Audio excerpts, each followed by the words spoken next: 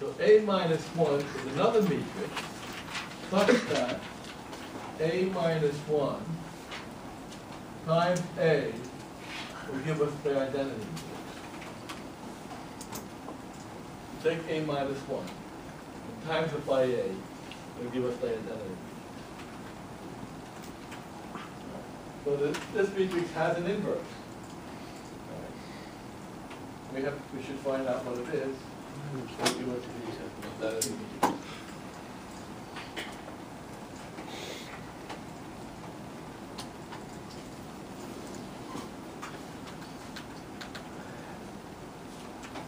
Now the identity matrix is a 3 by 3. Alright. So that's going to be equal to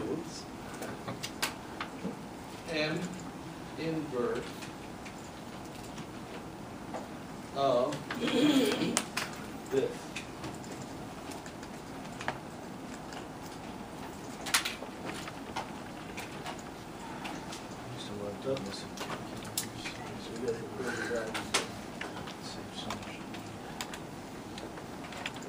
I'm going to make this a little bit, I'm going to do it only with square root.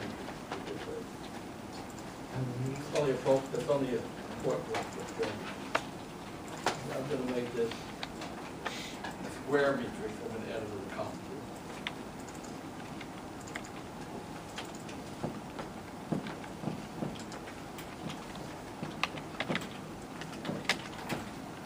So this is now a square matrix. Pretty much if it doesn't work for you, just change it. Also,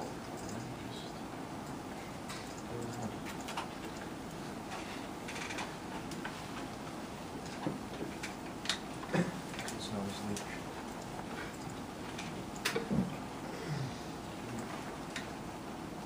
There. That's M inverse. We rewrite this. This is over here.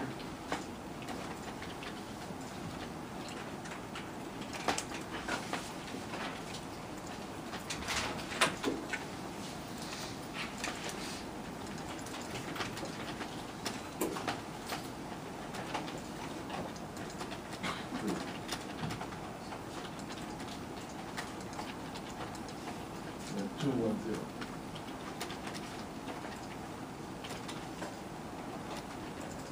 So this is A over here, and A inverse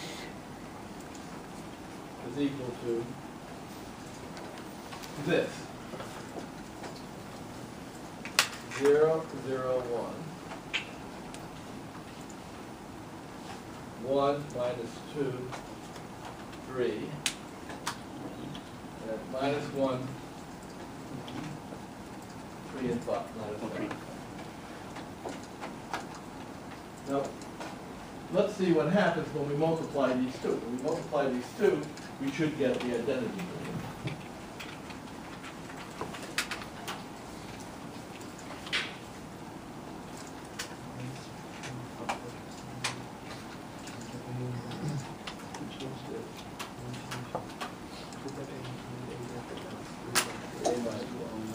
All of this is A inverse.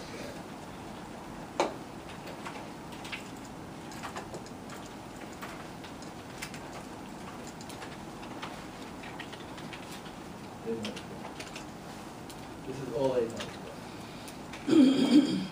Now when I multiply this against this, I gotta get the inverse. I can tell. We're gonna have A minus 1. It's always been done with equal. 3. So that's going to be equal to n multiply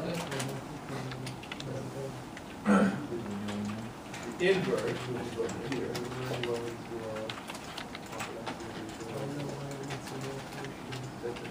comma A.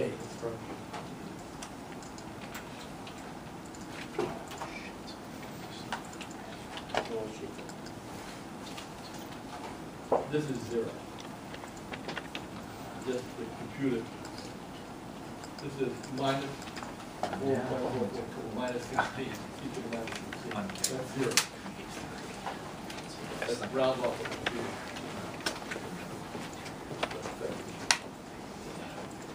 I can change this.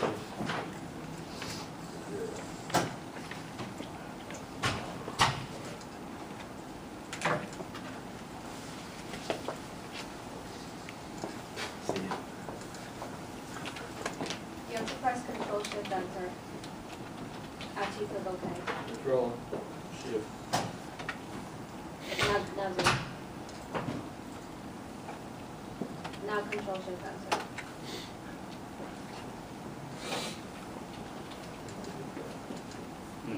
Now hit Control Shift Enter. No, click OK. And now do Control Shift Enter. Now put zeros everywhere. Let's do it over again. Equals n multiply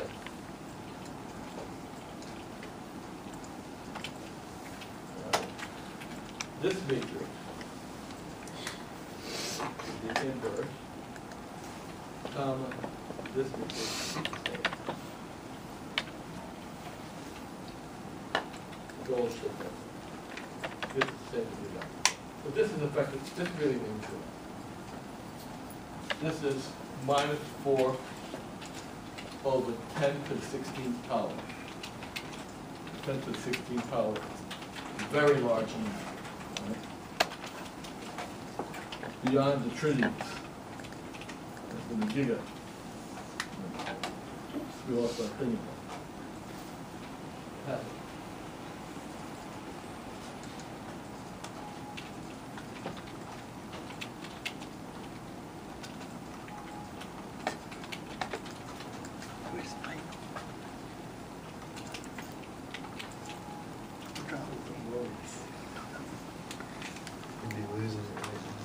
I know it. Or it's beyond the internet, but it's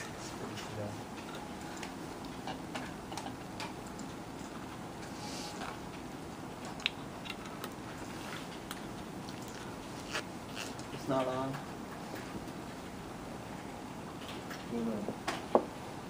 This shuts itself off. It's probably getting too hot. All right. Well, while we're waiting for it to come on, now I want to go to the next step, which is the most important, is the applications of all of this.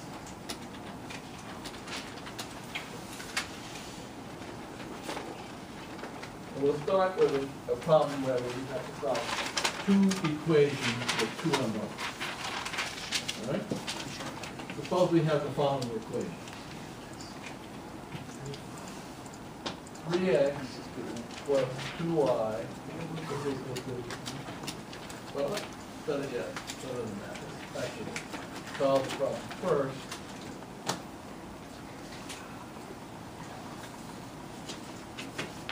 Let's have x down here and y over here. So let's have an equation that has an intercept up here at 6 and an intercept down here at 6. Since May? So this equation is y is equal to 6 minus 2.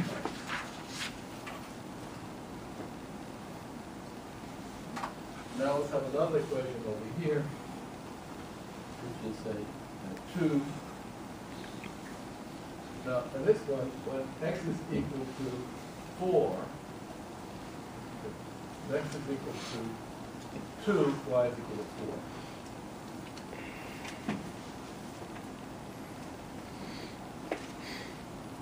Okay. Let's have an equation that goes through this.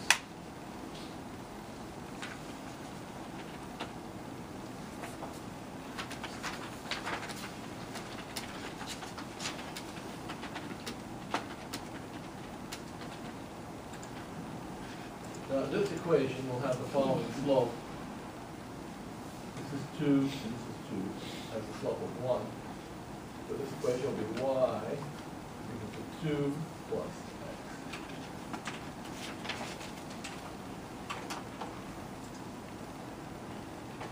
When x is equal to 2, y is equal to 4, 1. So this is the solution right over here. The solution will be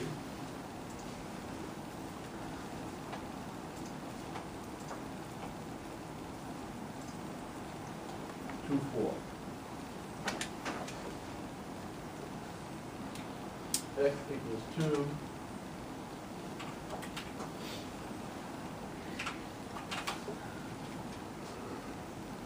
And y is equal to 4. The solution to this system is great. All right? So we have y is equal to 6x. This can be rewritten as x plus y is equal to 6.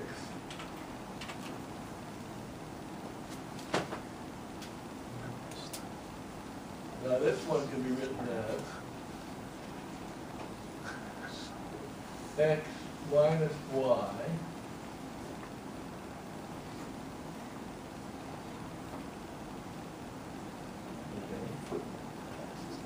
so we have x, bring the y over, minus y is equal to minus 2. You can write that system of equations like that. Right. Now we can put this into matrix form. You take out these coefficients. We'll have the matrix 1, 1, 1 minus 1 times x and y will equal this vector 6 minus 2.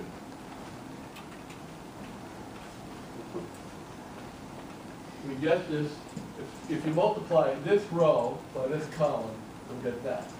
Multiply this row by this column, you'll get that. And if we put these two into a vector on the other side, it'll be 6 over minus 2.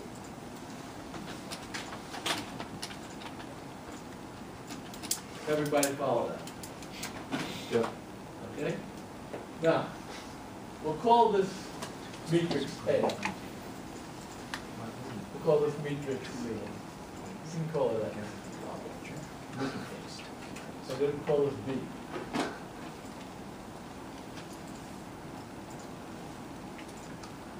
If I can find A inverse, then A inverse times A times X will equal A inverse times B.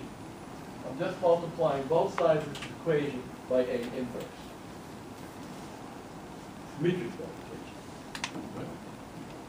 And then these two will give us I times X will equal A inverse times B. And then I times X is X will equal A inverse times B.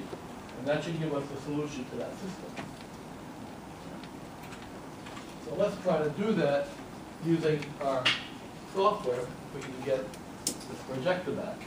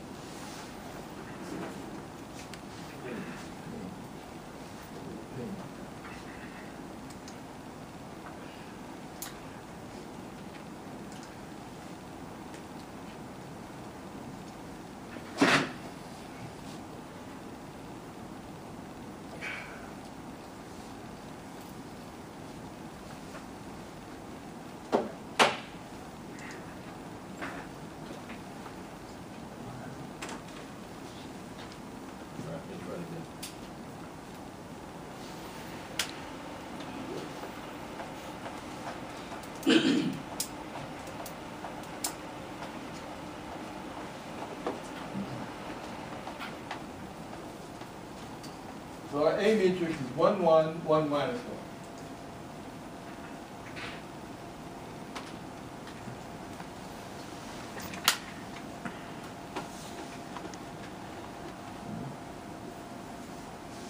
And our B matrix is 6 minus 2.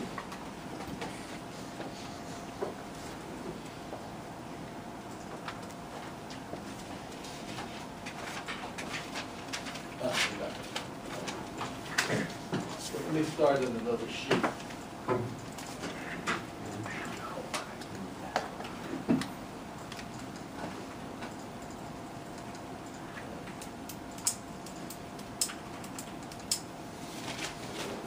So this will be the A.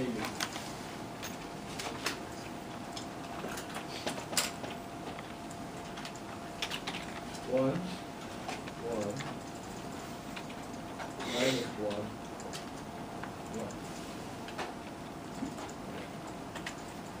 B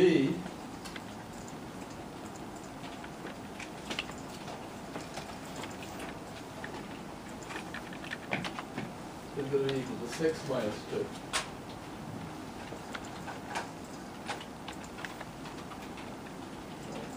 So the first thing we want to get is our A inverse.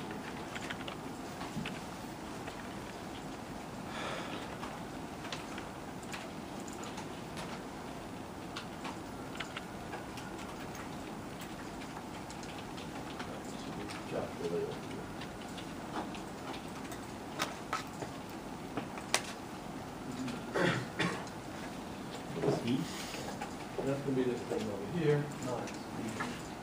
That's going to be equal to M inverse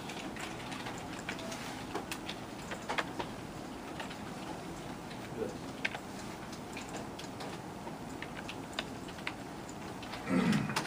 So all should be. So there's our inverse. And now we want to get a solution. I'll find it back here. Oh, he's so lost.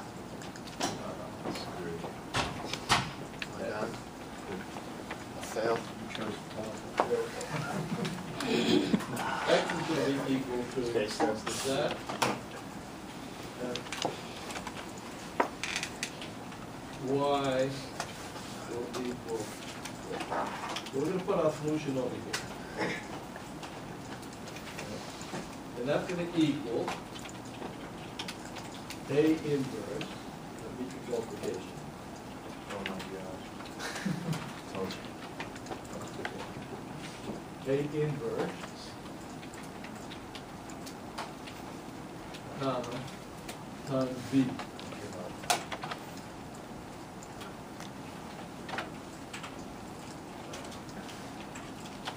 And then our X will be equal to 2 and Y will be equal I'm pressing control shift. So satisfying. So now you know how to solve two equations with two unknowns. But you could probably have done that by elementary methods. But the power of matrices is that suppose we had 3 equations with 3 unknowns. Does anybody know how to solve that using elementary methods? What do you have to do? Solve 3 equations with 3 unknowns. You got to find a determinant. And if you want to get 4 equations, 4 unknowns, it becomes even more difficult. 5 equations, become increasingly more difficult as you increase the size. But with matrices, it doesn't matter what size they are, you can solve that solution immediately. You could have 100 equations with 100 unknowns, and wham, it solves it. Computers were invented during World War II. And it was all part of the Manhattan Project, which we were trying to build an atomic bomb. The atomic bomb was being built out in Mexico, and when they were building it, they got into solving this problem of 100 equations with 100 unknowns. And the guy in charge of that computation was a physicist by the name of Richard Feynman, who eventually got a Nobel Prize. He was given, I read his life stories, so I know about it. He was given that problem to solve. To do it, they hired as many young graduate mathematicians, and drafted them in the Army, and sent them out to New Mexico with a bunch of slide rules. And Feynman broke the problem down into solving little against a solution. In order to solve the problem of building this nuclear bomb. At the same time, at the University of Pennsylvania, there was an American mathematician of Hungarian extraction by the name of Johnny von Neumann. And von Neumann still haunts Princeton. Princeton is one of these schools where it's one of the three major math schools in the United States: Princeton, Chicago, and Berkeley. And then you get rid of Harvard, MIT, and Stanford. But Princeton has been always on the top of it. But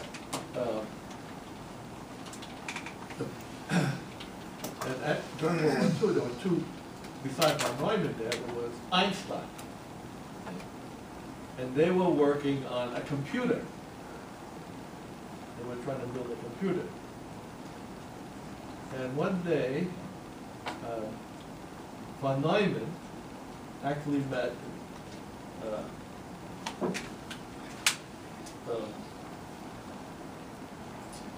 Feynman on a train, and they were discussing their projects, which were top secret, but were both clear from the military secrets.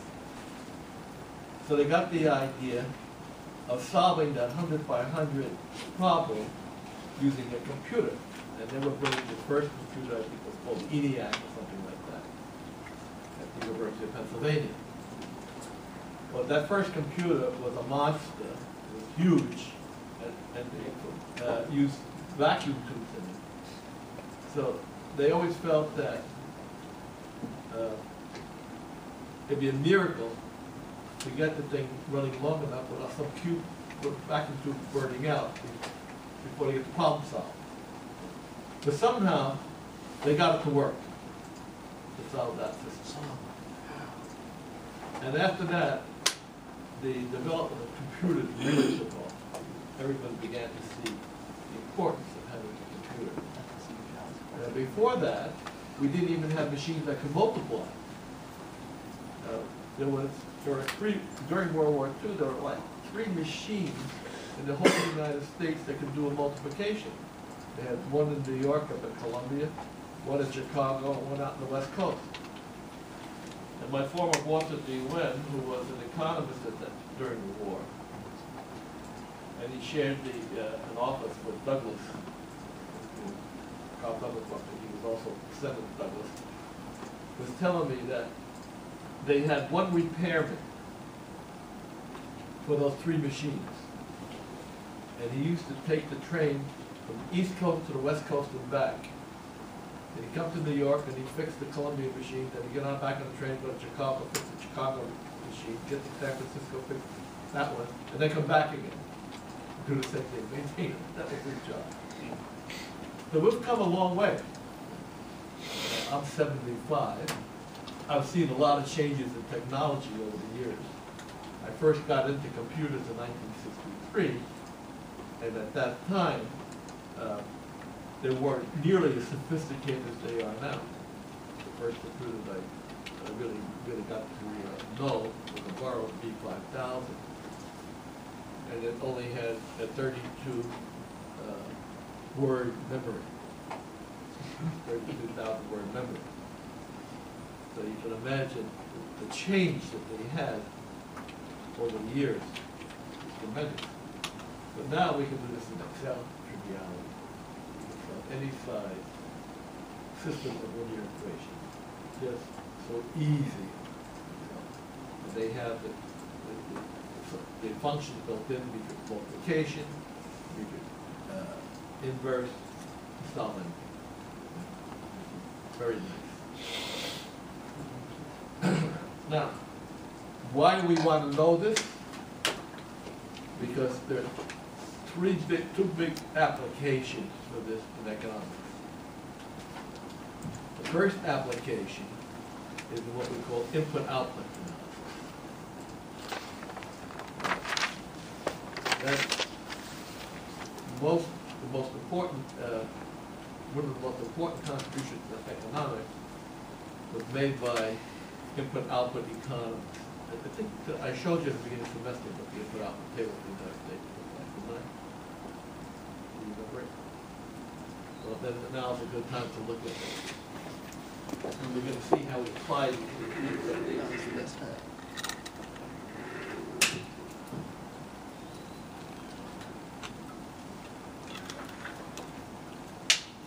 Well, That's how Steve Jobs okay. the first computer. I'm just kidding. Yeah, look at it. It's actually the first computer. Let's really use that in China.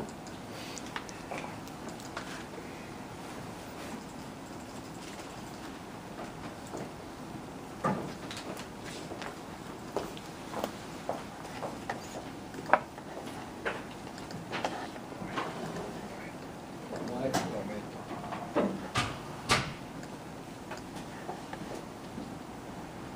Moment.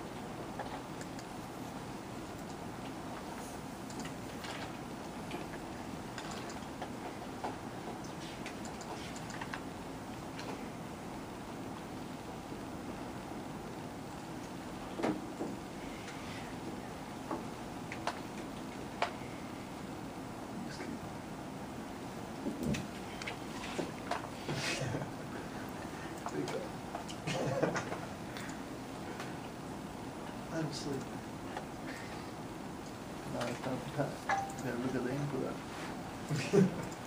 Absolutely. His dad fell asleep. Bless you.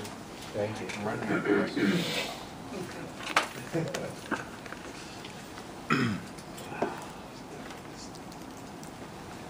We have two of them here, one from the UK, one from the US. Let's look at the UK one first, a little smaller.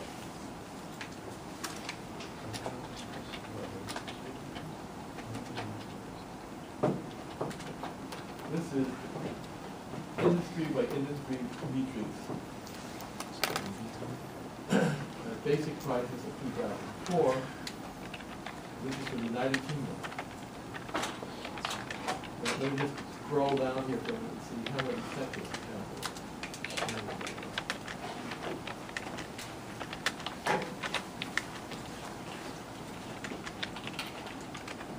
So it has, we're talking about 123 rows.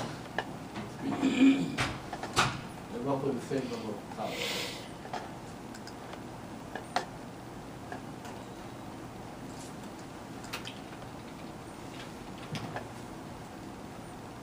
So this is a big matrix where the rows and the columns are roughly the same thing.